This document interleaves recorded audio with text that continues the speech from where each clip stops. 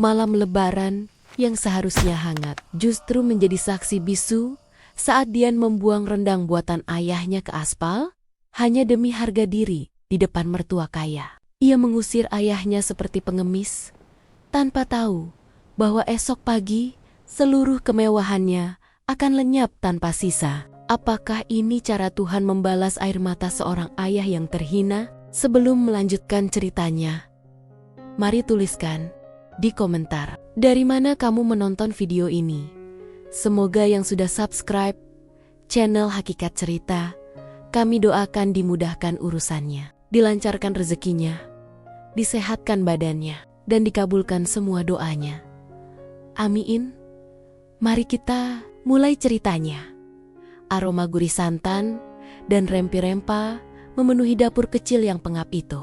Pak Rahman mengaduk rendang di kuali dengan gerakan pelan, memastikan setiap potongan daging terbalut bumbu dengan sempurna. Tangannya yang gemetar karena usia sesekali menyeka keringat yang menetes di dahi. Baginya, rasa lelah ini tidak ada artinya dibandingkan bayangan senyum Dian, putri tunggalnya, saat mencicipi masakan ini nanti. Rendang ini bukan sekadar makanan, melainkan upaya terakhir Pak Rahman untuk mengetuk pintu hati putrinya yang sudah 2 tahun menutup diri sejak Dian menikah dengan pengusaha kaya dan pindah ke perumahan elit di pusat kota. Komunikasi mereka mendingin. Pak Rahman sadar diri bahwa ia hanyalah seorang pensiunan buruh pabrik dengan pakaian yang mulai pudar warnanya. Namun, malam ini adalah malam Lebaran. Di sela suara takbir yang mulai bersahutan dari masjid di ujung gang,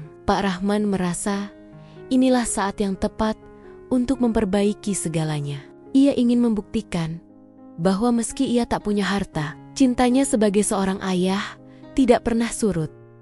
Ia memasukkan rendang itu ke dalam sebuah rantang plastik tua yang sudah dicuci bersih berkali-kali. Dengan sangat hati-hati, ia membungkus rantang itu dengan kain bersih agar panasnya tetap terjaga. Pak Rahman kemudian mengenakan kemeja batik terbaiknya, satu-satunya baju yang masih terlihat layak, meski kerahnya sudah mulai menipis. Ia berkaca sejenak pada cermin kusam di ruang tamu, merapikan rambut putihnya, dan mencoba tersenyum meskipun hatinya diliputi rasa cemas yang amat sangat di dalam tas kainnya. Ia juga menyelipkan sebuah amplop kecil berisi uang Rp100.000. Itu adalah uang yang ia sisihkan dengan susah payah dari hasil menjual koran bekas dan botol plastik selama berbulan-bulan. Ia ingin memberikan itu sebagai uang saku untuk cucunya yang bahkan belum pernah ia gendong secara langsung. Pak Rahman tahu jumlah itu mungkin tidak ada harganya bagi Dian yang sekarang, tapi baginya itu adalah seluruh kehormatan yang ia punya. Langkah kakinya terasa berat saat meninggalkan rumah kontrakan kecilnya. Jalanan mulai ramai oleh orang-orang yang bersiap merayakan kemenangan. Namun Pak Rahman merasa asing di tengah keriuhan itu. Ia menaiki bus kota dengan perasaan berdebar, memeluk tas kainnya Sioluyala. Di dalamnya terdapat harta karun yang paling berharga di dunia. Sepanjang perjalanan, ia membayangkan Dian akan membukakan pintu, memeluknya, dan mereka akan makan malam bersama seperti 10 tahun yang lalu. Harapan itu terus ia pupuk meski kenyataan seringkali bicara berbeda. Pak Rahman mengingat kembali pesan singkat terakhir dari Dian yang memintanya untuk tidak perlu datang jika hanya untuk memalukannya di depan mertua. Namun, Pak Rahman menepis ingatan pahit itu. Ia yakin, di malam yang suci ini, tidak ada hati yang tetap keras seperti batu. Ia hanya ingin melihat wajah putrinya, merasakan kehangatan keluarga, dan mendengar kata maaf yang sederhana. Bus berhenti di dekat kompleks perumahan mewah yang dijaga ketat oleh petugas keamanan. Pak Rahman turun dengan langkah ragu. Gerbang besar dan lampu-lampu, jalan yang terang benderang membuatnya merasa semakin kecil. Ia berjalan menyusuri trotoar yang bersih, melewati rumah megah yang pagarnya menjulang tinggi. Di setiap langkahnya, ia membisikkan doa agar perjalanannya malam ini tidak berakhir dengan air mata. Ia sudah terlalu tua untuk patah hati. Namun, ia terlalu mencintai Dian untuk menyerah begitu saja. Saat ia tiba di depan rumah nomor 42, jantungnya berdegup kencang. Rumah itu sangat besar dengan pilar-pilar putih yang kokoh dan deretan mobil mewah di halamannya. Suara musik lembut dan gelak tawa terdengar dari dalam, menandakan sebuah pesta kecil sedang berlangsung. Pak Rahman berdiri di depan pagar besi yang terkunci rapat, ragu untuk menekan bel. Ia melihat bayangan Dian di balik jendela besar, nampak anggun dengan gaun mahalnya, sedang tertawa bersama orang-orang berpakaian perlente. Untuk sesaat, Pak Rahman merasa dirinya hanyalah noda di pemandangan indah itu. Pak Rahman menarik napas panjang, mencoba mengumpulkan sisa keberanian yang tercecer di sela rasa minder yang menghimpit. Jari-jarinya yang kasar menyentuh tombol bel di samping pagar besi yang dingin. Suara denting bel itu terdengar nyaring di telinganya, seolah-olah sedang meneriakkan kehadirannya yang tak diinginkan. Ia berdiri tegak, memeluk rantang dalam tas kainnya dengan erat, mencoba mengatur napas agar tidak terlihat terlalu lelah.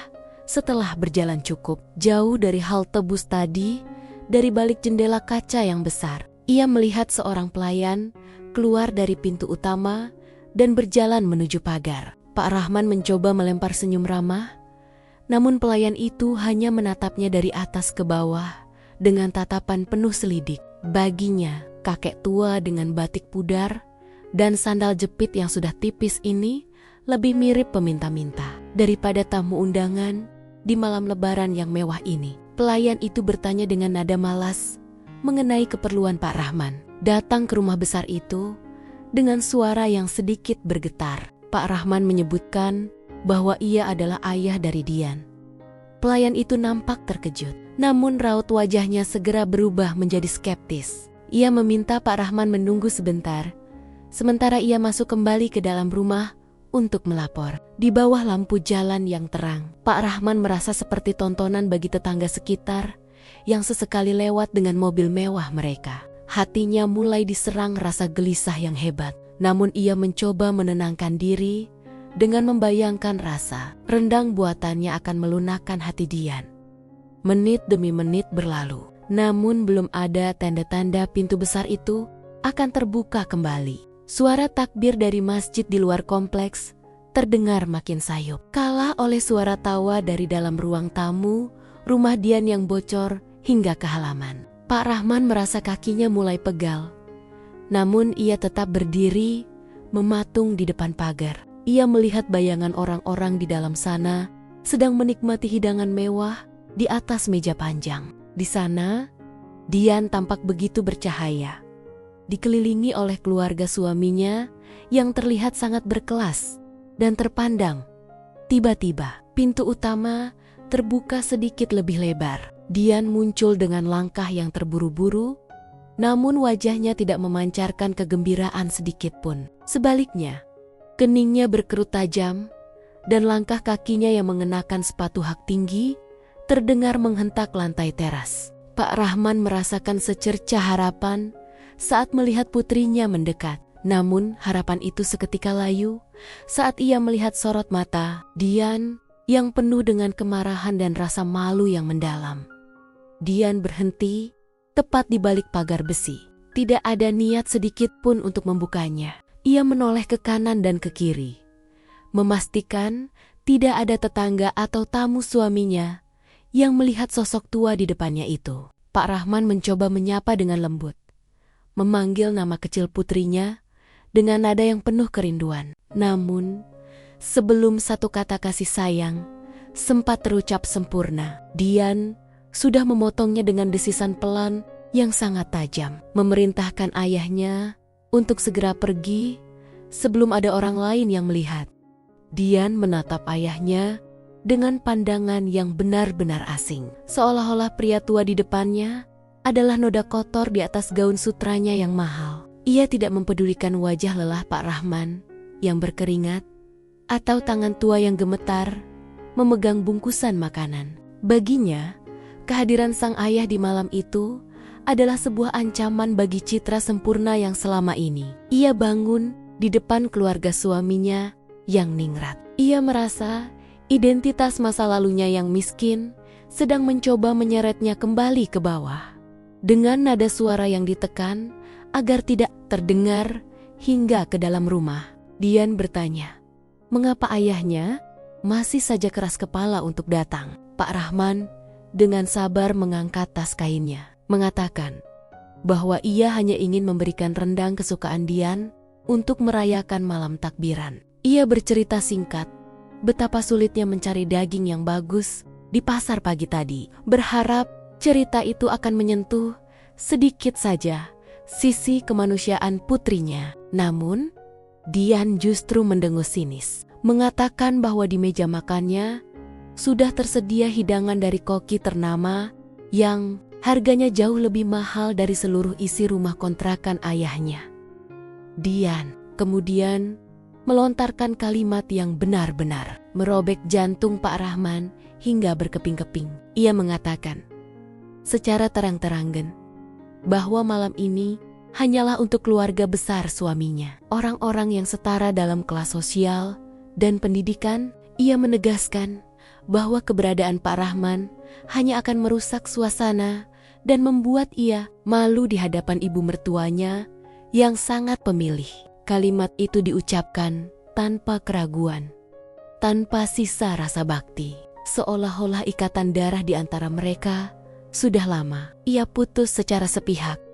Air mata mulai menggenang di pelupuk mata Pak Rahman yang sudah mulai rabun. Ia mencoba menyodorkan rantang itu melalui celah pagar, memohon agar Dian setidaknya menerima makanan itu saja, meski ia tidak diizinkan masuk. Namun, dengan gerakan yang sangat kasar, Dian menepis tangan ayahnya. Tas kain itu terjatuh ke aspal jalanan, membuat rantang di dalamnya terbuka dan isinya tumpah berantakan. Rendang yang dimasak dengan penuh cinta itu kini bercampur dengan debu dan kotoran jalanan. Aroma gurihnya menguap sial-sial di udara malam.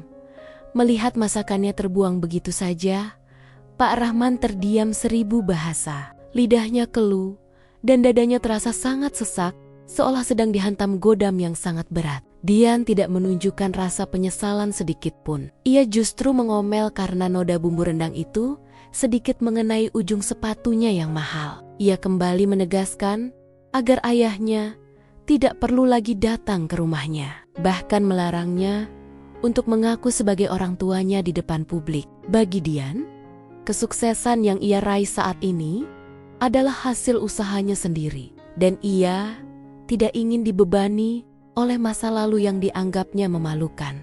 Pintu besar itu kembali tertutup dengan dentuman yang keras, meninggalkan Pak Rahman sendirian di tengah kegelapan malam kompleks mewah itu.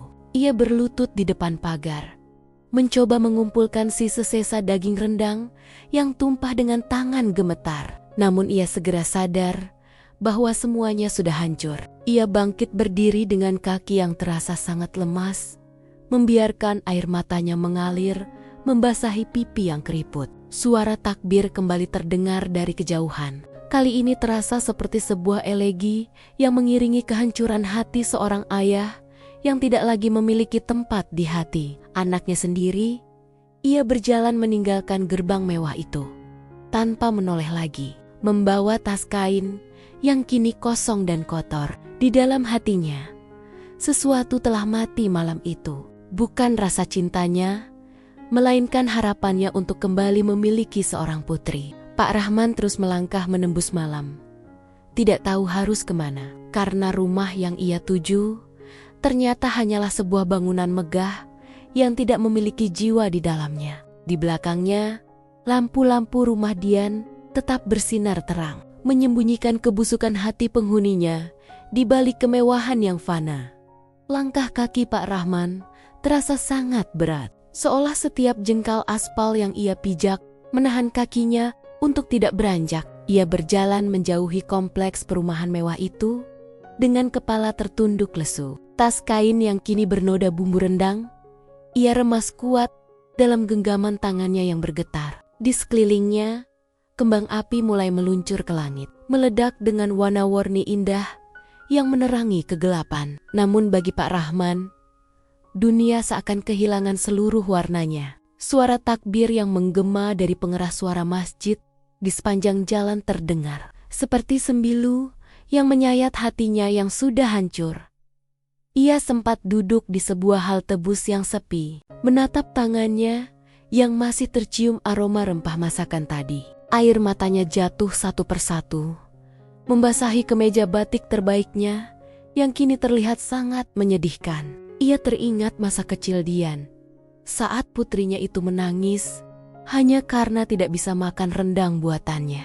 Dahulu, Dian adalah anak yang begitu manja dan penuh kasih, yang selalu memeluk lehernya setiap kali ia pulang kerja. Pak Rahman tidak pernah menyangka bahwa harta dan status bisa mengubah seorang anak menjadi sosok asing yang begitu dingin dan kejam.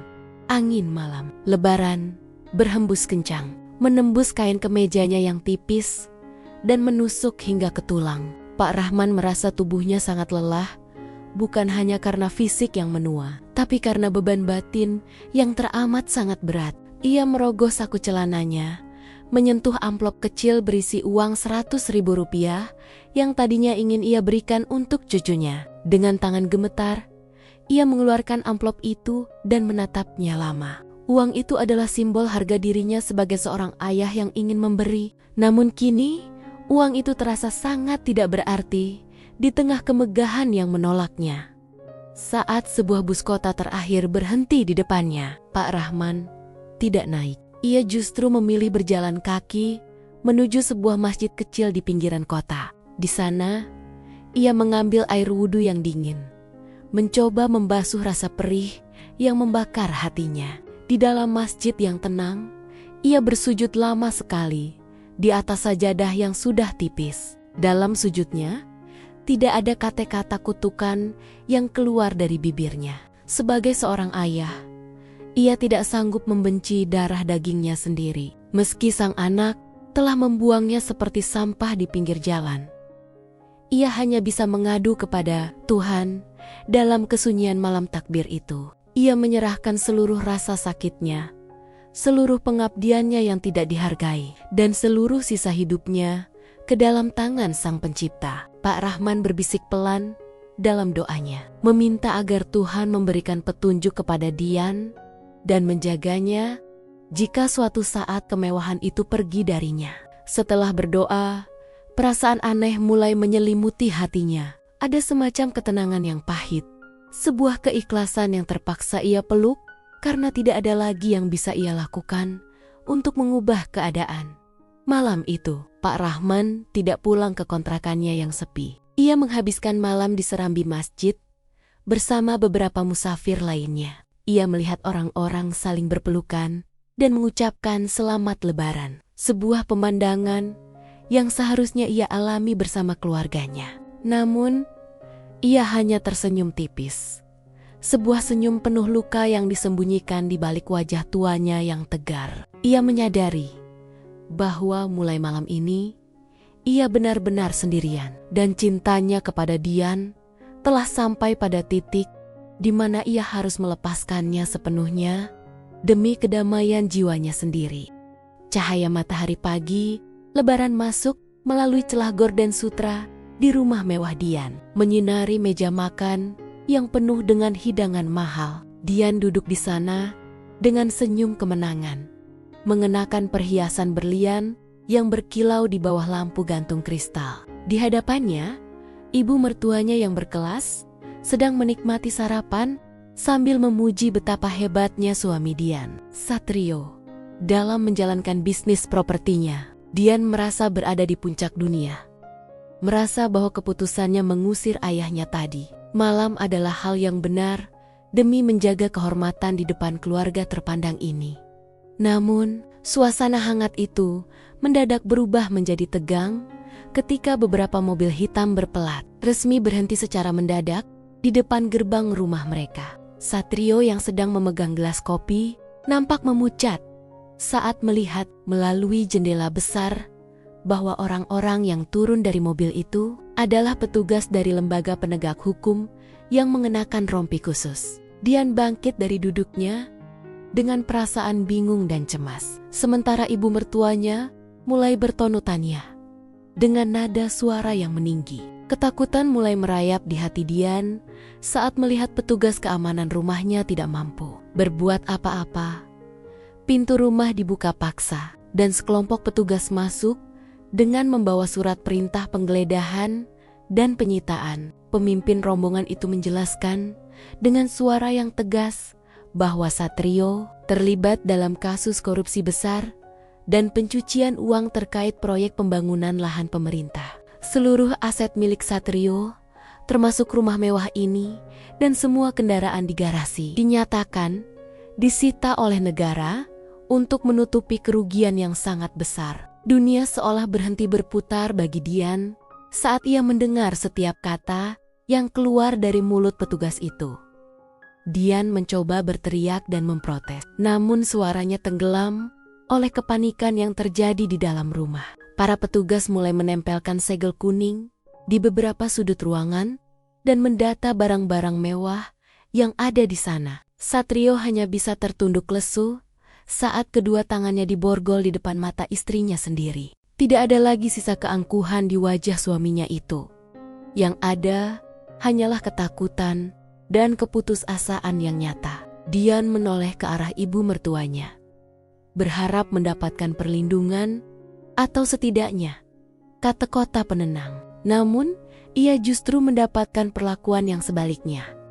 Ibu mertua Dian, yang selama ini ia puja-puja, tiba-tiba berdiri dan menatap Dian dengan penuh kebencian. Wanita itu menyalahkan Dian karena dianggap membawa sial ke dalam keluarga mereka dan menuduh Dian hanya menghabiskan uang anaknya untuk kemewahan yang tidak berguna. Kata-kata kasar mulai mengalir dari mulut wanita yang selama ini bersikap anggun itu, menghina latar belakang keluarga Dian yang miskin dan menyebutnya sebagai perempuan tidak tahu diri. Dian tertegun, menyadari bahwa rasa hormat yang ia dapatkan selama ini hanyalah semu, bergantung sepenuhnya pada uang dan status yang kini lenyap dalam sekejap, dalam hitungan jam. Rumah yang tadinya penuh dengan kemewahan itu berubah menjadi tempat yang mencekam. Dian dipaksa keluar dari rumah itu hanya dengan pakaian yang melekat di tubuhnya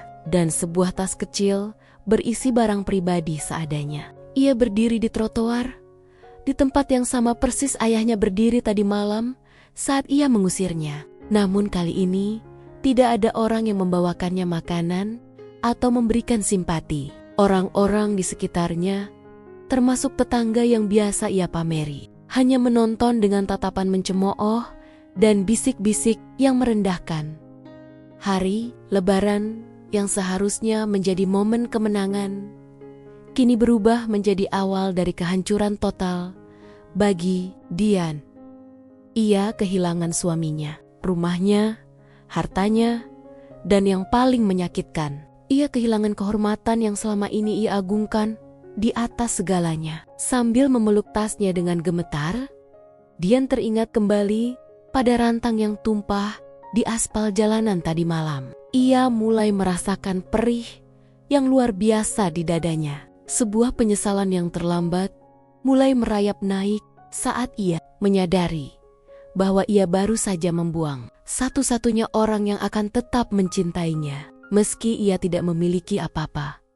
Dian berdiri mematung di pinggir jalan, sementara petugas memasang garis pembatas di gerbang rumahnya yang megah. Suara sirine mobil polisi yang membawa suaminya perlahan menghilang di kejauhan, meninggalkan sunyi yang mencekam di telinganya. Ia mencoba mendekati ibu mertuanya yang sedang bersiap masuk ke dalam mobil kerabat lain. Namun wanita tua itu justru mendorongnya dengan kasar. Tatapan yang dulunya penuh kepalsuan yang hangat, kini berubah menjadi belati yang tajam, menusuk tepat di harga diri Dian yang sudah runtuh. Ibu mertuanya berteriak di depan orang-orang bahwa Dian adalah pembawa sial yang menghancurkan karier anaknya. Semua kemewahan yang selama ini dibanggakan Dian ternyata hanyalah tumpukan pasir yang tersapu ombak dalam satu pagi saja. Ia mencoba meraih tangan mertuanya untuk meminta perlindungan. Namun ia justru mendapatkan hinaan tentang asal-usulnya yang miskin. Wanita itu mencibir bahwa sejak awal ia memang tidak pernah menyukai Dian karena dianggap hanya mengincar harta keluarganya saja, tanpa sempat membawa banyak barang. Dian dipaksa menjauh dari halaman rumah itu. Ia hanya membawa tas jinjing berisi beberapa helai pakaian dan dompet yang isinya tidak seberapa karena semua kartu kreditnya telah diblokir secara otomatis. Sambil berjalan gontai, ia melihat orang-orang yang biasanya menyapanya dengan hormat kini membuang muka atau menatapnya dengan senyum meremehkan. Tidak ada satupun tumenmen arisannya yang mengangkat telepon saat ia mencoba menghubungi mereka untuk sekadar menumpang istirahat. Dian duduk di pinggir trotoar yang panas, tempat yang semalam menjadi saksi bisu keangkuhannya kepada sang ayah. Ia melihat sisa-sisa bumbu rendang yang sudah kering dan menghitam di aspal. Sisa masakan ayahnya yang ia buang dengan hina. Rasa lapar yang mulai menyerang perutnya terasa sangat menyiksa. Namun rasa bersalah yang tiba-tiba muncul jauh lebih menyakitkan. Ia menyadari bahwa di saat dunia memujanya, ia membuang ayahnya. Dan di saat dunia membuangnya, ia tidak punya siapapun untuk dituju.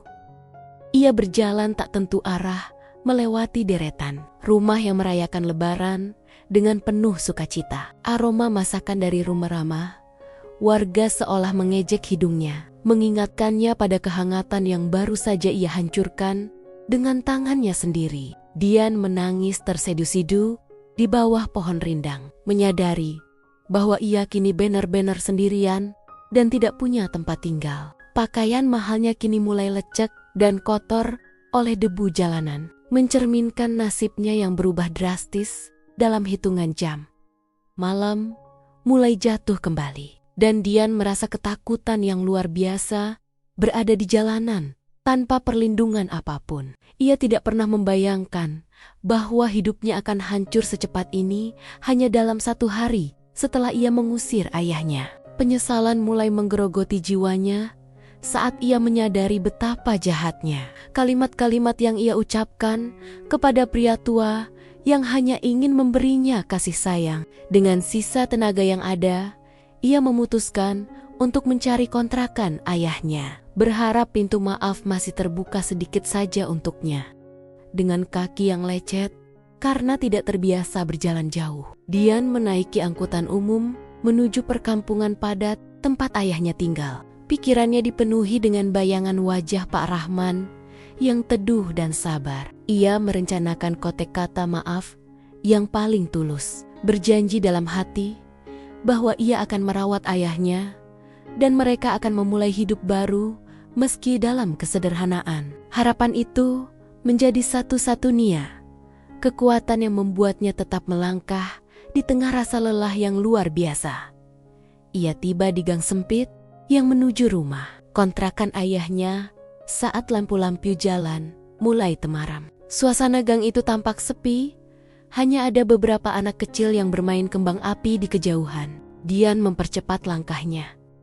Jantungnya berdebar kencang saat mendekati pintu kayu yang sudah mulai lapuk itu. Ia membayangkan ayahnya sedang duduk di kursi plastik di depan rumah sambil mendengarkan radio, menunggunya datang untuk meminta ampun. Namun, saat ia sampai di depan rumah itu, ia mendapati pintu terkunci rapat dengan sebuah gembok besar yang sudah berkarat. Tidak ada lampu yang menyala di dalam rumah, dan terasnya nampak begitu berdebu, seolah sudah lama tidak dibersihkan. Dian mengetuk pintu itu berkali-kali sambil memanggil nama ayahnya dengan suara serak. Ia terus memanggil dengan penuh harap, namun yang terdengar hanyalah gema suaranya sendiri yang memantul di dinding gang yang sempit.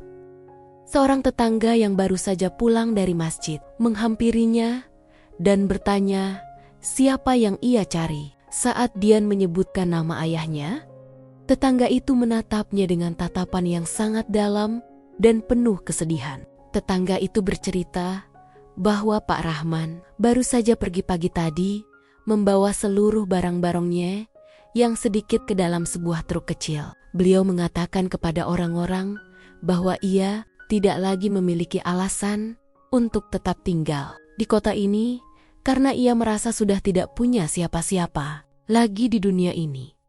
Kaki Dian terasa lemas dan ia terduduk di lantai teras yang kotor itu. Tetangga itu juga memberikan sebuah amplop yang sudah kumal, mengatakan bahwa Pak Rahman menitipkannya jika sewaktu-waktu ada seorang perempuan yang datang mencarinya. Dengan tangan gemetar, Dian membuka amplop itu dan menemukan uang Rp100.000 beserta secari kertas dengan tulisan tangan ayahnya yang tidak beraturan. Di sana tertulis bahwa uang itu adalah uang saku untuk cucunya yang ia kumpulkan selama setahun. Dan ia mendoakan agar Dian selalu bahagia dengan keluarga pilihannya. Membaca tulisan itu, tangis Dian pecah dengan sangat hebat hingga dadanya terasa sesak. Ia meraung di depan pintu rumah yang kosong itu, menyadari bahwa ayahnya benar-benar telah pergi jauh tanpa meninggalkan alamat. Ia baru saja kehilangan satu-satunya tempat pulang yang tulus hanya karena kesombongan yang kini sudah tidak ada artinya. Dunia yang ia bangun dengan kebohongan telah runtuh, dan satu-satunya orang yang bersedia menyangga reruntuhan itu telah ia usir dengan cara yang sangat kejam. Dian terus memanggil nama ayahnya di tengah kesunyian malam, berharap pria tua itu tiba-tiba muncul dari ujung gang. Namun, jalanan itu tetap sepi, hanya menyisakan penyesalan yang terlambat dan biang-biang dosa yang akan terus menghantuinya sepanjang hidup. Ia kini sadar bahwa ada luka yang tidak bisa disembuhkan hanya dengan kata maaf, dan ada kesempatan yang tidak akan pernah datang untuk kedua kalinya. Di malam yang seharusnya penuh kemenangan itu, Dian justru merasakan kekalahan yang paling nyata dalam hidupnya. Dian menghabiskan malam itu dengan meringkuk di depan pintu kontrakan yang dingin, memeluk amplop dari ayahnya, seolah itu adalah bagian terakhir dari nyawa yang ia miliki. Pagi berikutnya, ia kembali ke rumah mewahnya dengan sedikit harapan bahwa ada keajaiban. Namun ia justru disambut oleh pemandangan truk pengangkut barang yang sedang mengosongkan rumah itu. Barang-barang mewahnya dilempar begitu saja ke dalam bak truk, sementara petugas keamanan melarangnya untuk mendekat karena rumah itu sudah secara resmi disegel oleh negara, tanpa tujuan dan tanpa uang. Dian terpaksa berpindah dari satu halte ke halte lainnya, mencoba mencari perlindungan dari terik matahari yang membakar kulitnya yang selama ini selalu dimanjakan AC. Ia mencoba mencari pekerjaan kasar, namun tangannya yang halus dan sikapnya yang selama ini sombong membuatnya sulit diterima dimanapun. Ia berakhir menjadi gelandangan di pinggiran kota, tidur di emperan toko bersama orang-orang yang dahulu selalu ia pandang rendah dengan hidung mengkerut. Di sana, ia merasakan bagaimana rasanya lapar yang melilit perut hingga membuatnya harus mengemis sisa makanan dari warung pinggir jalan. Beberapa minggu berlalu hingga sebuah kabar sampai ke telinganya melalui seorang kenalan lama yang secara tidak sengaja ia temui di jalanan. Kenalan itu memberitahu bahwa ayahnya, Pak Rahman, telah meninggal dunia karena sakit jantung tak lama setelah sampai di kampung halamannya. Kabar itu seperti petir yang menyambar jiwa Dian yang sudah rapuh, membuatnya berlari sekencang mungkin menuju terminal bus, memohon pada sopir agar mengizinkannya ikut meski hanya memiliki sisa uang recehan. Ia ingin melihat wajah ayahnya untuk terakhir kali, ingin bersujud di kakinya dan memohon ampun hingga suaranya habis. Setibanya di kampung halaman ayahnya yang terpencil, Dian berjalan tertiti-titi menuju pemakaman umum desa. Ia menemukan sebuah gundukan tanah yang masih basah dengan nisan kayu sederhana yang bertuliskan nama ayahnya. Di atas tanah merah itu, Dian jatuh tersungkur dan meraung sejadi-jadinya, mencakar tanah seolah ingin menarik kembali ayahnya dari liang lahat. Ia teringat kembali malam lebaran itu, saat ia membuang rendang buatan ayahnya ke aspal. Dan kini, ia hanya bisa memegang tanah makam yang dingin sebagai balasan atas kasih sayang yang tak terhingga. Dian kini benar-benar kehilangan segalanya. Bukan hanya harta dan status, tapi juga satu-satunya orang yang mencintainya tanpa syarat. Ia kini hidup lontang-lenteng di kampung itu, menjadi bahan gunjingan warga sebagai anak durhaka yang baru pulang saat ayahnya sudah tiada. Setiap malam lebaran tiba, ia akan duduk sendirian di depan makam ayahnya, membayangkan aroma rendang yang dulu ia hina, sambil menyadari bahwa penderitaannya di dunia ini hanyalah awal dari penyesalan abadi yang harus ia pikul sendirian. Hidupnya hancur tanpa sisa, meninggalkan dirinya sebagai sosok yang terlupakan dan hancur oleh kesombongannya sendiri.